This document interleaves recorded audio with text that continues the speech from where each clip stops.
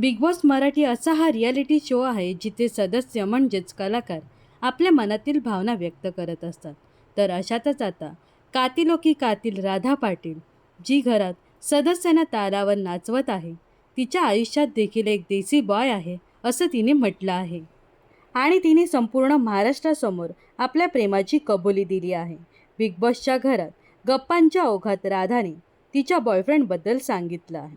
गेली 3 वर्ष राधा आपल्या बॉयफ्रेंडबरोबर लिव्हिंगमध्ये राहते असं अनुश्रीसोबत बोलताना राधा म्हणाली.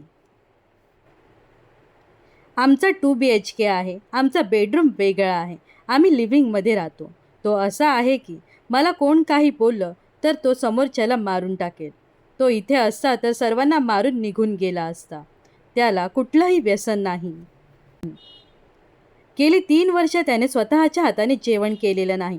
तो माझ्याच हाताने जेवतो. मला कधी कधी वाटतं काय होत असेल त्याचं. मुलींना जसा देसी बॉय हवा असतो तसाच तो अगदी आहे. माझी चिडचिड ओरडणं सगळं तो सहन करतो. जेव्हा मी रागात असेल तेव्हा तो बाहेर जाऊन बसतो आणि थोड्या वेळाने येतो. झाला का राग शांत असं विचारतो.